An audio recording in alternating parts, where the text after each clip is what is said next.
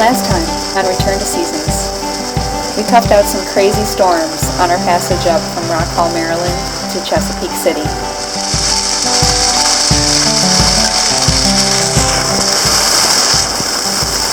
So we just dropped the anchor in Chesapeake City and now we're getting hit again with another storm. After weathering the storms on our trip up the Chesapeake and the C&D Canal to Chesapeake City, we decided to get comfortable for a few days to wait out some more inclement weather and get a few boat chores accomplished.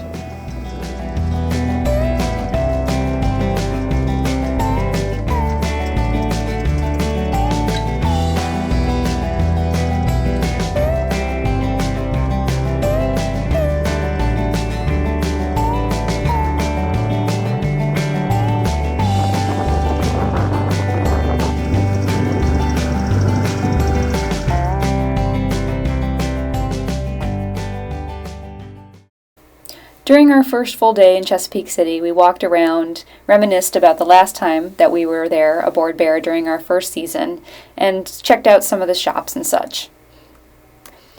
We made it a priority to go to the Real McCoy, an ice cream and snack bar located about a mile from the anchorage, across from the library, that came highly recommended by our friends Rebecca and Trina.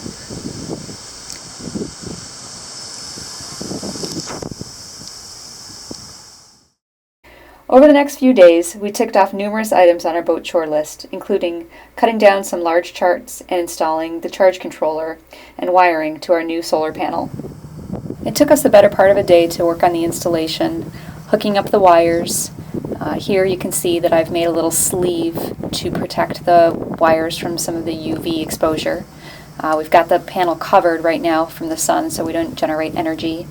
And then we ran the lines down the bimini tubes just temporarily to make sure that everything would be installed correctly. We're going to eventually feed those inside the tubing. And then comes the fun part of snaking the wires all the way through the boat to the place where we've got the charge controller installed at the navigation station. Unfortunately, the kit did not come with enough wire for our installation purposes, and that meant that we would have to make the long walk to the marine supply store. It's about 8:30 in the morning. We're still in Chesapeake City and I'm making some breakfast. I'm going to make a veggie scramble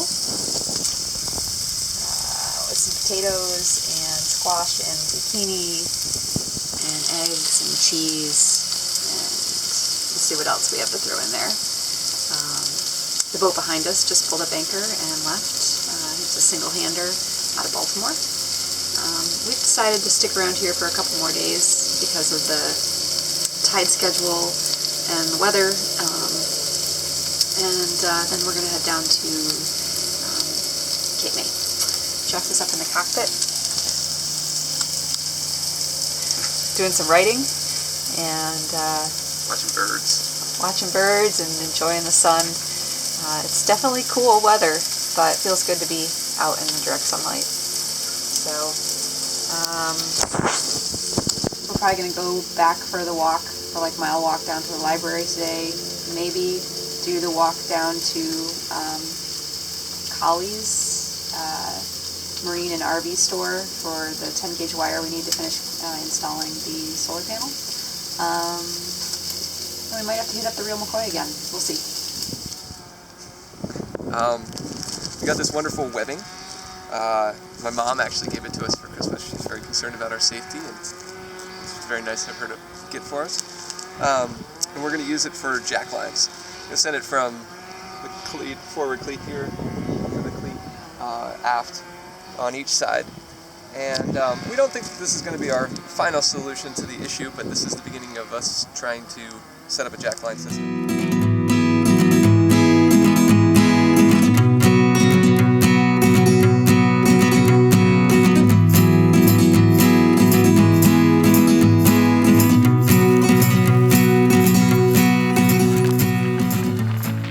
So I was just telling Jeff how I think it's really important that we have some way to tie ourselves in, even in the cockpit when we are offshore, especially at night, and somebody is down below sleeping, because in the event of a freak flying fish, think 10 inches or longer, hitting you in the head, knocking you out, right? Not saying it's knocking you overboard, but then the boat doesn't have anyone steering it, and it's going the wrong way into the waves, and all of a sudden the boat just heels over and you go rolling off the edge.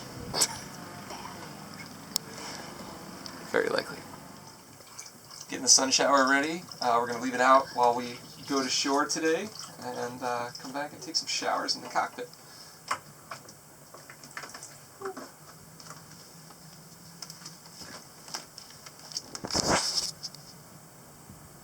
So I'm a huge fan of trail mix when we are cruising, but I always seem to run out of my favorite part, like partway through the bag. So I've come up with this idea to help extend the life of my trail mix, and hopefully you will enjoy this tip. Trail mix from Costco and a bag of M&Ms. These go together perfectly, right? Because if you look in the bag, you'll see that for every, millionth nut, there's only one M&M, and that is just not an acceptable ratio. Much better ratio. So right now, we are walking from the library, the Cecil County Library, which is about a mile from the Chesapeake City, anchorage we're at. We're walking to the marine and RV store, which is about 3.5 miles from the basin. And we're hoping to also go to a grocery store along the way. But yeah, this is how we get our exercise.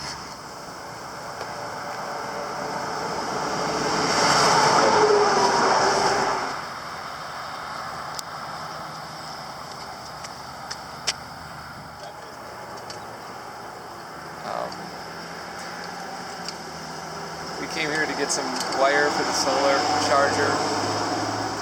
This is kind of lame, but they had the stuff we needed. We got a couple other things.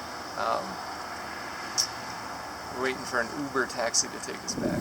Cool. So we got back from our little trip to the library and out to the marine store about an hour or two ago. Had some dinner and popped back up, and there was quite a few more boats in the anchorage. There had already been these 2 motorboats over here, it's 2 trawlers that you'll see, but I think 4 or 5 more boats have joined us since then. Yeah, busy Friday night.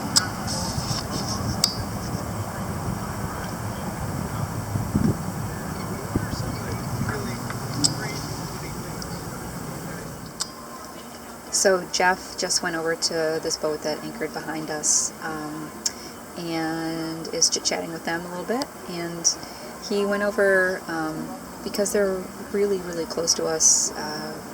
They tried to anchor 3 different times, and now that we swung around and we're kind of on top of our anchor, and we know they don't have very much scope out, we're just a little bit worried that if we get a wind on the nose that, we're going to back up right into them.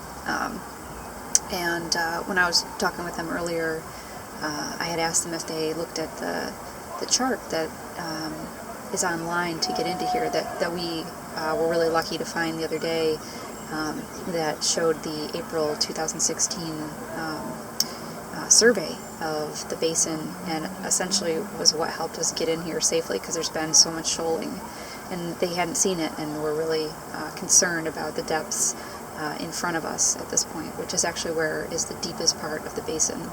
So hopefully they'll move. I know it's kind of a pain to ask somebody to do that, but also just makes us really nervous, and we have a hard time sleeping at night when there's someone literally within jumping distance from our bow. Like, I could literally jump off the boat and probably almost make it to their boat. So I'll let you know what happens.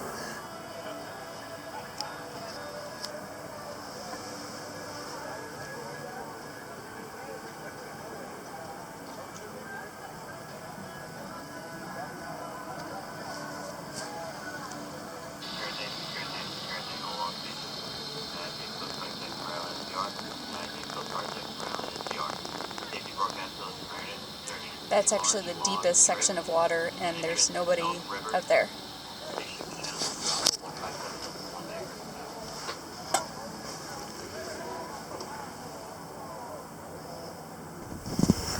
So Jeff just got back from going over to the other boat, and things did not go so well. It sounded like the conversation started out great. They were just chit-chatting about where they were going and where we were going and all that stuff. And when he brought out the chart that I had mentioned we had to them, I guess things got kind of contentious, and the guys got pissed that we had 5-to-1 scope out, and they were suggesting that we needed to pull up some of our chain, even though we were here first. This is our second night here. We came in a blow, as Jeff explained to them. We really shouldn't have to make adjustments, you know. So, unfortunately, now we have to deal with the fact that we've got angry boaters really close to us, and they're not willing to budge. So we may not be sleeping very well tonight.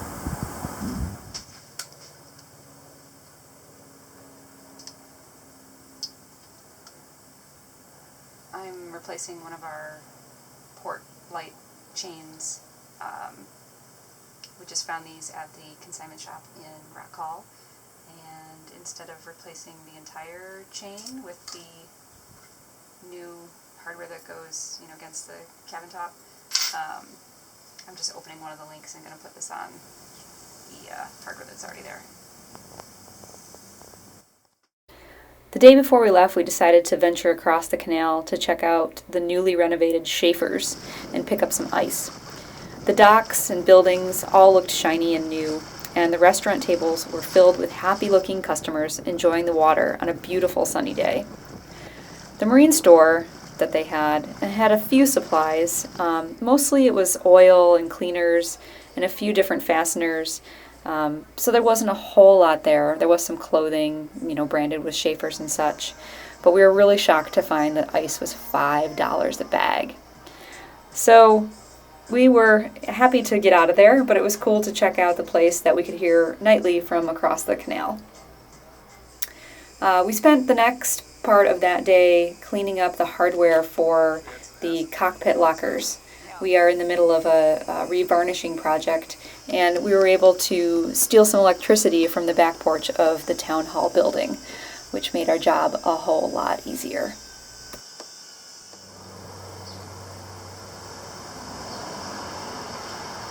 So this is the newest survey of the entrance to Chesapeake City, Back Creek Basin, that we were talking about, and Jeff mentioned in his post. And so you'll notice that you want to really come in over here and hug this bulkhead coming down, and then come over here. And then there's plenty of deep water over here, even 20 feet down here at the bottom. And we anchored right about here. It's a good spot for us. And we've seen probably 10, 12 boats come in and leave over the past couple days. Some draggers. Some people who were fine. Some folks who made us really nervous. Wish we had some good footage of it. I need some little screws and a screwdriver. Oh yeah, you do? I do.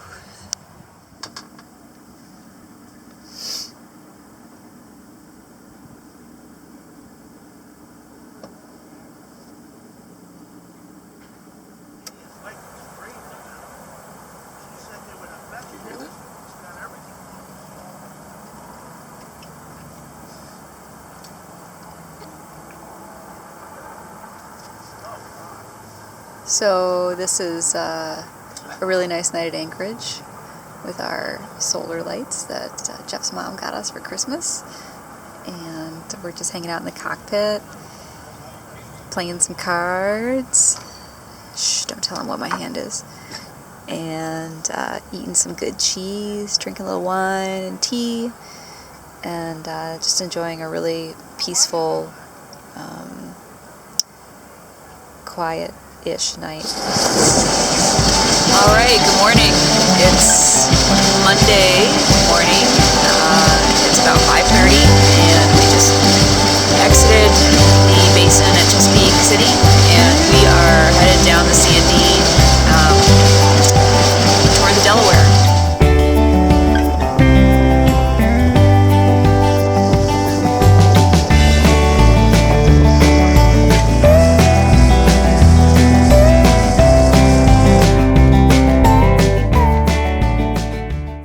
Okay. Yeah. What were you just telling me about what you're looking forward to? So I really hope that when we're in Long Island Sound, we go to Port Jefferson again, so that I can have an entire day of eating every meal out. The first one at the rice pudding, waffle, and crepe shop, where I would have some sort of gluten-free waffle. And then lunch at Say Cheese, the cheese beer shop, followed by lunch dessert at the rice pudding place again with some pistachio rice pudding, followed by dinner at the rice pudding waffle crepe shop, where I would have a savory crepe followed by a sweet crepe for dessert. And so what do you think the likelihood this summer of you executing that plan? I think it's pretty high. Pretty high, Yeah. really?